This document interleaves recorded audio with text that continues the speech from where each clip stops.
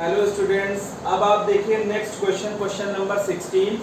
ये अच्छा क्वेश्चन है और इस क्वेश्चन को देखिए आपने सब क्वाड्रेटिक इक्वेशन में 10th क्लास में इस तरह के क्वेश्चन पढ़े हैं, लेकिन ये थोड़ा सा अच्छा क्वेश्चन है। इसको देखिए।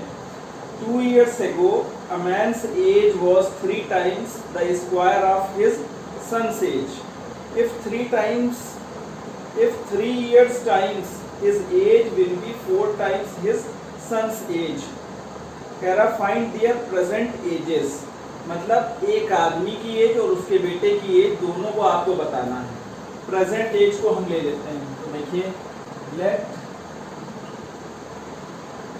अ मैन्स प्रेजेंट एज,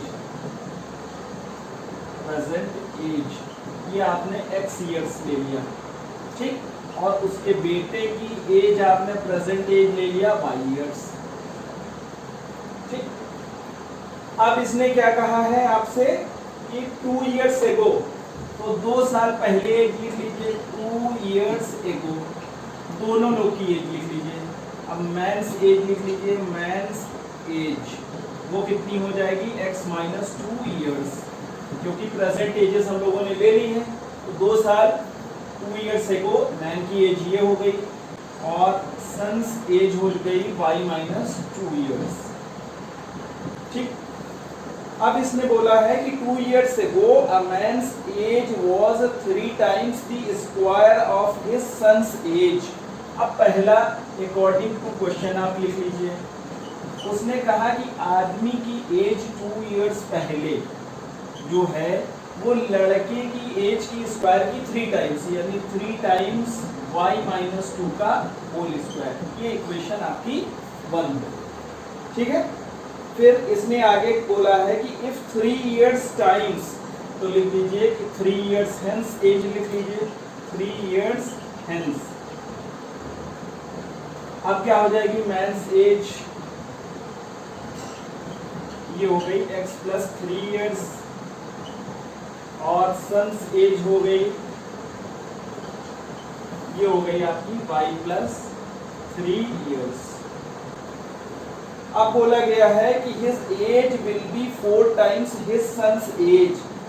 अब उसने बोला 3 साल बाद जो मैन की एज है वो अपने बेटे की एज की कितनी है 4 times, 4 times his son's age, 4 times his son's age। ये हो गई इक्वेशन 2। इसको सॉल्व कर लीजिए, तो x plus 3 is equal to 4y plus 4 3 जा 12।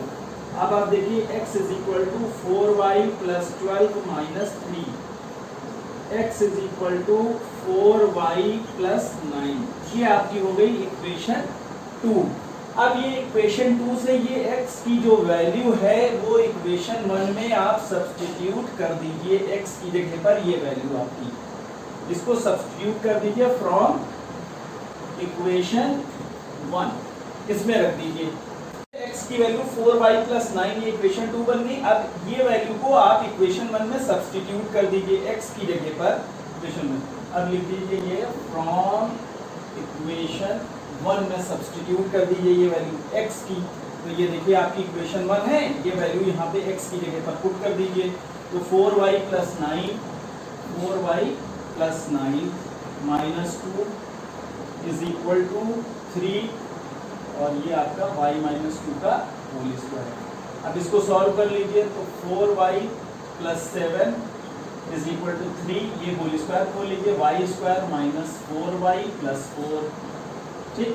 इसको सॉल्व करिए, 4y plus 7 is equal to 3y square minus 12y plus 3 4 सा 12।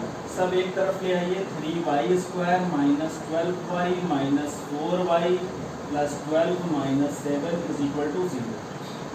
3y square minus 16y plus 5 is equal to 0। ये फिर क्वाड्रेटिक इक्वेशन आपकी बन गई। अब आप फिर कंपैरिजन कर लेंगे, ए बी सी की वैल्यू आपकी आ जाएगी। ए की वैल्यू 3 हो गई, बी की वैल्यू माइनस 16 हो गई, सी की वैल्यू 5 हो गई।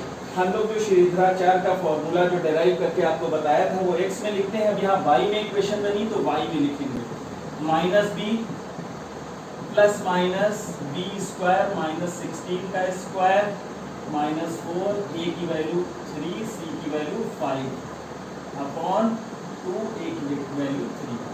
तो ये हो गई आपके 16 प्लस माइनस ये होता है 256 माइनस 4 3 ज़ा 12 5 ज़ा 60 हो गया आपका अपॉन 2 3 ज़ा 6। इसको सब्ट्रैक्ट कर लीजिए, ये आपका आ गया 196 अपॉन 6।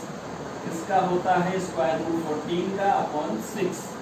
ठीक, अब देखिए 16 प्लस 14 अपॉन 6 ये आपका हो गया 30 अपॉन 6, 6 1 ज़ा 6, 6 5 ज़ा 30। y की वैल्यू आपकी 5 आ गई।